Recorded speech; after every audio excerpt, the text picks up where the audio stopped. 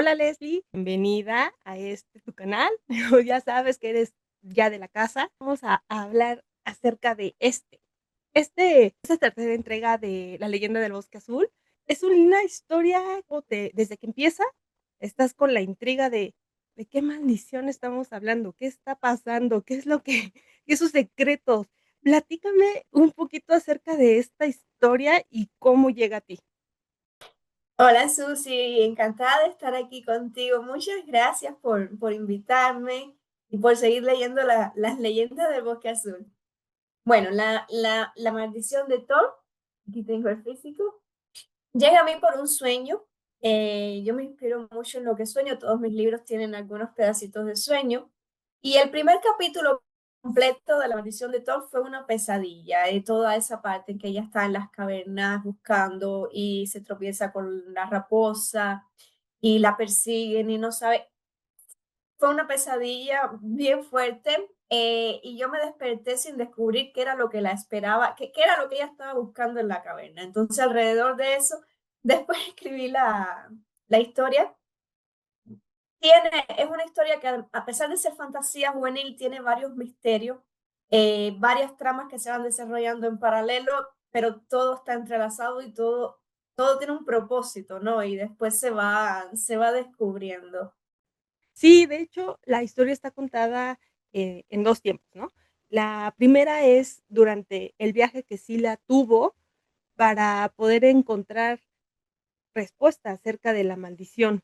Y el segundo es el presente, en donde ella ya se sabe o se presenta como ex princesa. ¿Cómo desarrollaste la estructura finalmente para lograr mantener todo ese misterio y como dices que llegue y se entrelace lo que ella vivió y lo que ahorita en su presente está viviendo? Bueno, La maldición de Thor es la historia de Sila. Sila es una chica que cuando cumple 15 años es una princesita mimada, una princesa humana, porque en estos mundos de las leyendas, es un mundo donde hay varias razas mágicas y también hay humanos. En la noche en que cumple 15 años, ella sale a jugar con los amigos, acepta un desafío y el desafío provoca ciertas cambios en ella que la convierten en una amenaza para su reino y para todos los que quieren. Y esto hace que ella al día siguiente tenga que salir huyendo. Y se dedica toda su vida a tratar de descubrir qué es lo que le pasa y cómo evitarlo, ¿no? Que no quiero contar lo que le pasa para no dar spoiler, pero le pasa algo que la convierte en una amenaza para el resto de las personas. Ya.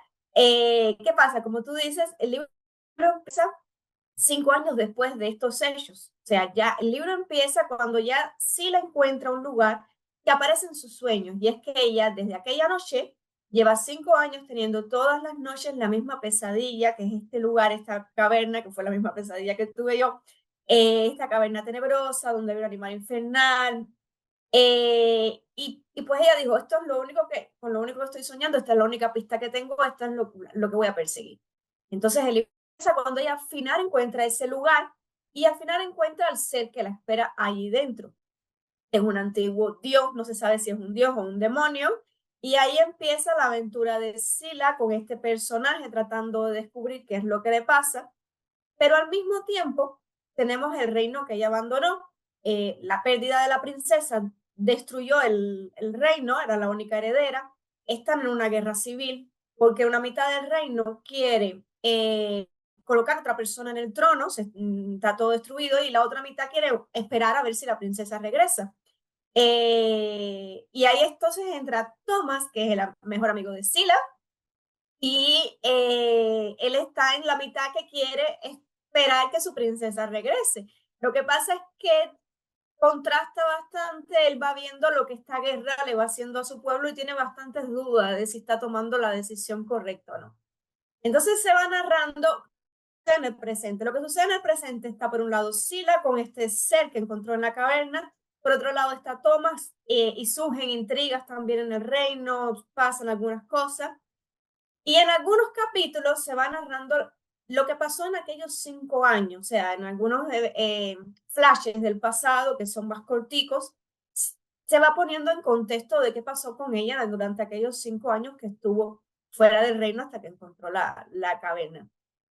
Desde que yo empecé a escribirlo, La maldición de Thor era un libro más complejo de que los que yo había escrito antes de él, por esto mismo de que al final son dos historias más la parte del pasado, y tampoco es que, pero es un libro de fantasía. Sí, porque no es un libro denso, entonces no quería escribir un libro denso, un libro para otro tipo de lector. Quería que fuera un libro de fantasía con sus misterios, con sus historias en paralelo, y por eso creé esta estructura, ¿no? Para tratar de mantenerte enganchado y al mismo tiempo ir liberando pequeñas pistas y algunos misterios, no todo se resuelve al final, algunos misterios se resuelven por el camino, y pues Y sí vas teniendo como esa parte en la que dices: "¿Pero qué está pasando?". Ah, ya, conforme vas leyendo, ya vas entendiendo muchas de las cosas. De hecho, en el libro ya lo mencionaste un poquito, tocas temas, pues, que van desde el amor, sacrificios en los que muchas veces no sabes si es por el deber, porque lo tienes, o sea, es como tu decisión. Tocas temas también acerca de la magia, de y mucho los simbolismos. Digo, finalmente eso es parte de tu escritura, de tu forma, ¿no? O sea, de fantasía y todo eso.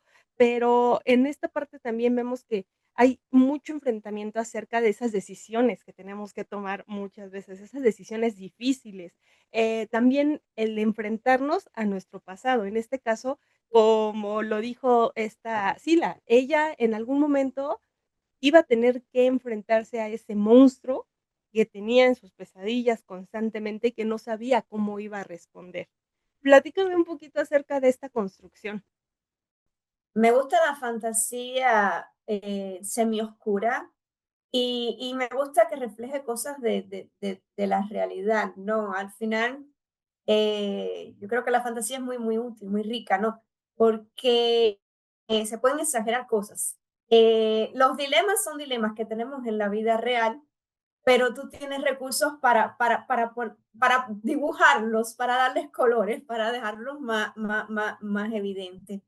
Eh, por el lado de Sila, por la parte de Sila, ella tiene todo el asunto de la responsabilidad, sabe que abandonó a su pueblo, no tiene mucho miedo, es una pesadilla, lo que ella tiene todas las noches es una pesadilla, aún así sale a buscarla, incluso por el camino encuentra personas, algunas personas le advierten, no vayas a ese lugar porque, eh, en fin, existen varias leyendas sobre ese sitio, algunas no son buenas.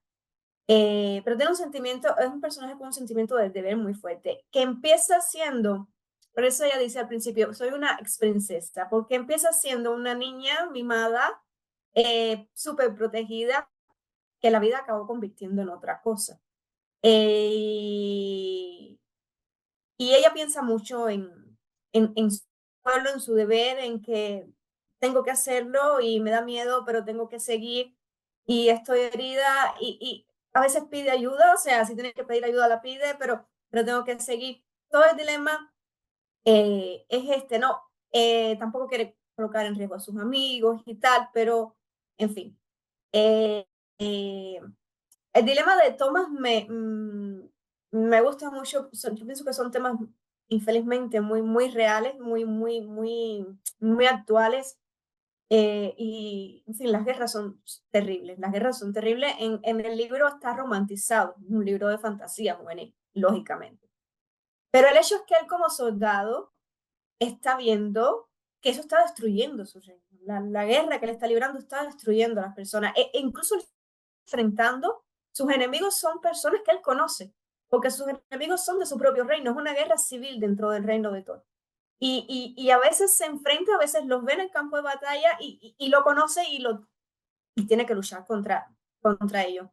Eh, y se pregunta muchas veces, ¿estoy haciendo esto es lo correcto? Incluso hay partes en el libro en que los generales se sientan con él y le dicen, vamos a ser sinceros, nadie quiere esta guerra, vamos a ver si resolvemos. En fin, me parece que son debates muy, son decisiones que a lo mejor no son correctas, son las mejores que ellos pueden tomar en las condiciones en las que ellos están y los van llevando por el camino. Lo que sí se mantiene bastante firme es la lealtad entre ellos, no entre hay otras personas que no las tienen tan claras. Yo creo que la lealtad, el sentimiento del deber, la amistad, el amor, al final van siendo fuerzas, ¿no? Que van uniendo a las personas, la compasión, en fin. De nuevo, no es un libro denso, es fantasía juvenil, todo está muy romantizado, entonces los temas se tocan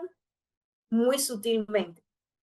De los 2 anteriores a ahorita esta tercera entrega, siento que el tono sí se siente y se percibe más oscuro y hasta podemos decir que hasta hay momentos muy introspectivo. Entonces, sí logras esa esencia, que es lo que finalmente querías. Y también algo que me sigue llamando mucho la atención es del ambiente, o sea, el ambiente que tú siempre has utilizado y que creo que siguen siendo parte fundamental y muy oportuno en el cómo nos los describes, cómo va siendo, pero a mí me dio la percepción de que en como que también fue como hacer, no sé si dentro de la lectura, hablarnos un poquito acerca de pues sí, ¿no? Del ecosistema, de la ecología, de cómo estamos, pues sí, se está muriendo el bosque, y no nada más el bosque, sino el mar, o sea, varias de las cavernas y las cosas de la naturaleza, vamos. Y eso se percibe, no sé, bueno, yo lo interpreté así, no sé, no sé si era como tu intención o no plasmarlo. En fin, es simbólico, ¿no? También pensando cómo responder sin dar mucho spoiler. El asunto es que el mundo, bueno, por algún motivo el mundo se va a morir, ¿no? Eh, En las leyendas del bosque azul en general se trabaja mucho con la naturaleza, o sea, todas las razas mágicas las magias están muy vinculadas a la naturaleza.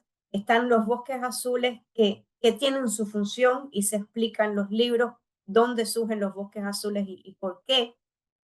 Y toda la ambientación está relacionada a eso, ¿no? Los momentos más oscuros, pues la naturaleza se va poniendo también más oscura. Un mismo lugar, un mismo bosque en un momento te puede parecer súper lindo, súper tierno, con sus hojitas azules, con sus animalitos, Y en otro lugar, en otro momento, porque estás pasando por otra situación, te puede parecer un lugar siniestro, porque tú te sientes así, porque tú tienes miedo, porque tú te has convertido en una amenaza, porque tienes conflictos internos.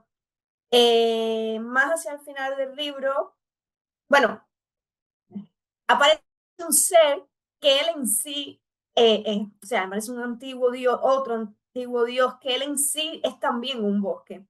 Y todo el odio que lleva por dentro, todo el resentimiento que lleva por dentro, han convertido aquel lugar en un lugar oscuro, un lugar escondido, a que la gente le tiene miedo, nadie se le acerca. Y entonces visualmente tú ves elementos, bultos negros, seres monstruosos, árboles deformados, eso no representa otra cosa que el odio de un Dios, el odio de un ser muy poderoso, pero que tiene un resentimiento, un dolor muy fuerte por dentro. Más al final del libro pasan cosas y de nuevo el ambiente va cambiando, o sea, a medida que el odio va creciendo, que los conflictos van creciendo, pues el mundo también va acompañando esto, el mundo también se va muriendo, y todo se trata de ver quién realmente va a destruir el mundo, quién realmente lo va a salvar. El ambiente acompaña los sentimientos, acompaña las emociones, acompaña esto de has odiado por tanto tiempo y, y la naturaleza va acompañando lo que va sucediendo, ¿no? Con los personajes, con los villanos, que todo tiene su motivo, nada es blanco y negro. Pasaron cosas que generaron ciertos sentimientos y generaron otras cosas. Vaya que sí te metí ahorita en aprietos, ¿eh? Porque sí, yo también estoy tratando así como que, okey, voy a preguntarte tratando de no hacer tanto que, pues sí, que genere spoiler o algo, pero definitivamente tienen que leerlo, amigos, definitivamente. Y no sé, quisiera que me platicaras del el personaje Diem. ¿Cómo llega a ti? O sea, finalmente, como bien lo mencionas, no sabemos si es un dios, si es un demonio, pero al mismo tiempo, bueno, es que a mí ese personaje me encantó porque, o sea, como que me desconcertó, dije, o sea, sí, desde cómo habla, cómo se expresa, los ojos, bueno, no vamos a decir qué pasa con los ojos ni nada, pero, o sea, su manera es muy interesante porque te desconcierta, pero al mismo tiempo te emociona, ¿no? Que estás viendo cómo tiene la conversación con Sila y sí, te sientes tú ahí, o sea, no sé, platícame cómo llegó a ti este personaje. Em, Mis personajes normalmente aparecen. Yo no me siento a planificar cómo van a ser los personajes. Cuando yo empiezo a escribir un libro, lo primero que es, bueno, siento el ambiente. Algunos libros los empiezo más contenta, más feliz, otros los empiezo con penas, con dolores. Siento el ambiente. Y lo primero que me pregunto es, quién eres? ¿Quién eres? ¿Quiénes son mis personajes? ¿Quién eres? ¿Y qué te está pasando? ¿Y quién eres y cuál es tu problema? Y yo no lo creo conscientemente. Entonces yo sabía, yo había estado allí, yo había estado en aquella caverna, yo sabía que estaba buscando algo.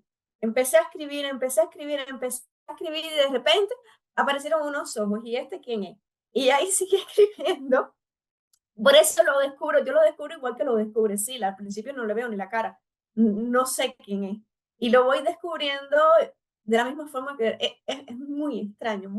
No tengo una explicación lógica para eso, pero lo voy descubriendo como si lo estuviera leyendo.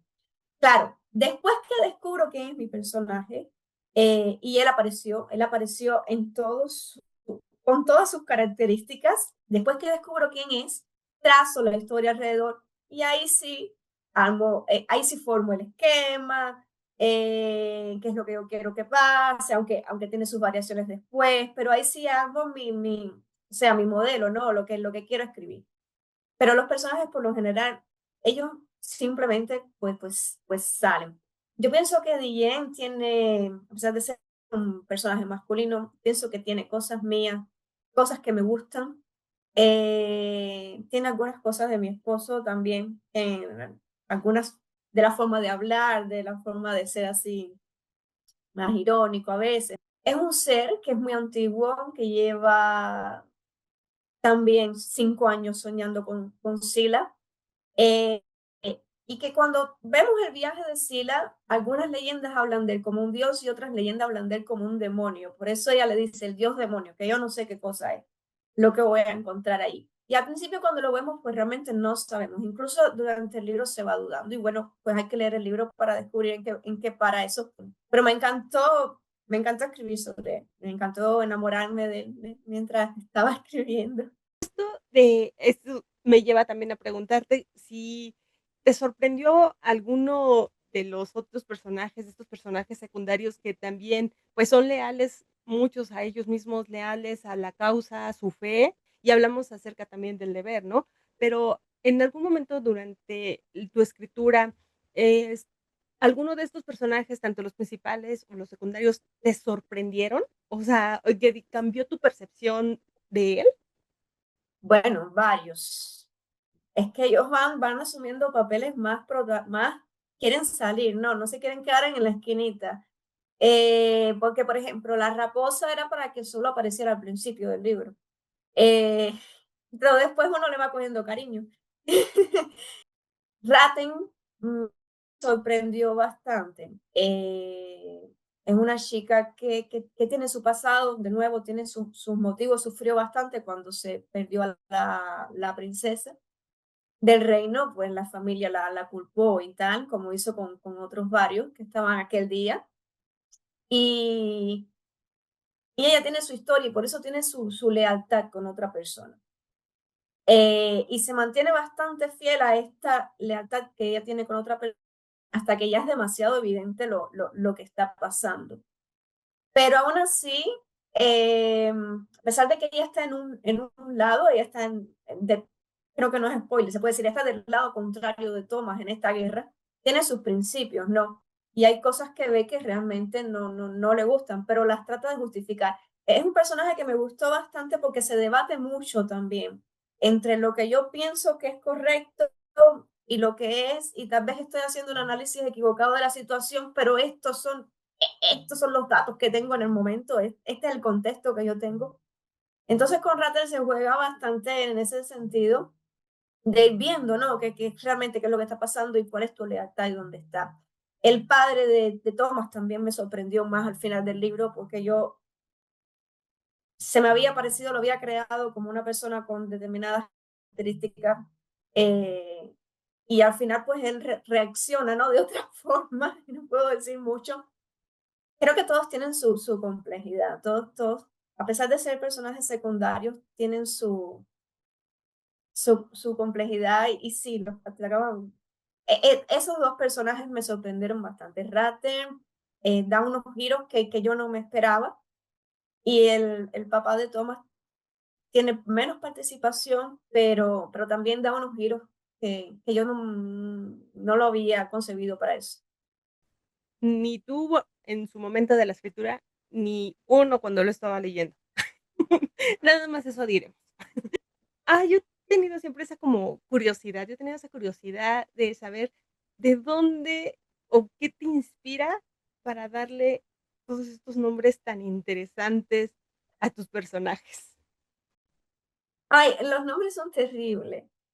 Eh, es terrible, da mucho trabajo. Yo no quiero que las personas escriban en el Google un nombre de un personaje mío y aparezcan 100 cosas que no tienen nada que ver conmigo. Entonces me gusta que tengan nombres que no sean muy comunes. Es difícil y se van acabando a medida que uno va escribiendo libros, cada vez tiene menos opciones, pero prácticamente los invento, ¿no? Los invento, voy poniendo letras hasta que me sale algo que me suena bien, pero me gusta que sean únicos porque después vas a buscar y te van a aparecer cosas de él y cosas de mis libros y de otros libros de las leyendas del Bosque Azul y del Instagram. Y si alguien hizo un dibujo, te va a aparecer. Y si alguien hizo un cosplay, te va a aparecer, porque son nombres que no son tan populares, ¿no? Entonces eso es lo que hago y los invento para que sean raritos, pero, pero es una de las partes más pesaditas de escribir. Okey, mira, interesante. Tenía esa duda porque dije: "¿De dónde salen todos estos nombres?". Yo no lo había escuchado, dije: "Pero se oye padre". Y luego estás con ese dilema, ¿se repite? ¿Sí se dice así o cómo se dice, no? Pero cada lector a lo mejor le da su pronunciación o le dice el nombre que a lo mejor así no se pronuncia, pero a ti te suena bonito. Si la gente me pregunta cómo se pronuncia. Para ir finalizando esta entrevista, me gustaría que nos dieras tus redes sociales y nos dijeras en dónde pueden conseguir el libro. Uso más el Instagram, que es gleslie.gles. Por ahí les respondo a todo el mundo y de hecho ahora mismo estamos finalizando un juego, entonces hacemos muchos sorteos, muchos juegos, tenemos muchas dinámicas. Tenemos un grupo de Telegram que es más los embajadores del Bosque Azul. Entonces, personas que se han leído alguno de los libros, les ha gustado y quieren seguir en este mundo, pues se anotan allí. Me pueden contactar por el Instagram y conversamos. Los libros se venden en físico en todas las librerías de España porque, bueno, se publican en España. Entonces, en físico están en todas las librerías de España y en digital, normal, en Amazon, en las plataformas digitales. Antes de cerrar, me gustaría también decir que Las Leyendas es una colección de libros independientes, que a veces las personas van y ¿qué pasa? Están siendo reeditados. Entonces, como están siendo reeditados, no aparecen los dos anteriores a La Maldición de Thor, que son la Princesa del Seria y Los Dioses Alados de Akata. Pero se leen, o sea, cada historia es independiente, es autoconclusiva, son personajes distintos, sucede todo en el mismo mundo. Entonces ellos comparten un universo, que es este mundo de los bosques azules y tal, pero se pueden leer por separado. De modo que si vas a comprarlo y encuentras que La Maldición de Thor es el tercer libro de una serie de 3, no te asustes. Se puede empezar por ese y los otros dos deben salir en lo que queda del año y en comienzos del año que viene. Efectivamente, así es, amigos. Es que no tienen excusa ni pretexto para decir que no van a poder, entender la historia, porque como ya lo mencionaste, son totalmente independientes. Y eso es también padre, ¿no? Porque así ya lo y también si te interesa y te sigue atrapando, pues lo puedes leer los otros, los anteriores. Solo me resta agradecerte nuevamente, Leslie, y amigos, no olviden suscribirse y los espero en una muy pronta entrevista. Muchas gracias, Susi. Muchas gracias por invitarme, por leerte los libros y por entrar a mi mundo. Ay, no, al Me contrario, encanta conversar contigo. igualmente.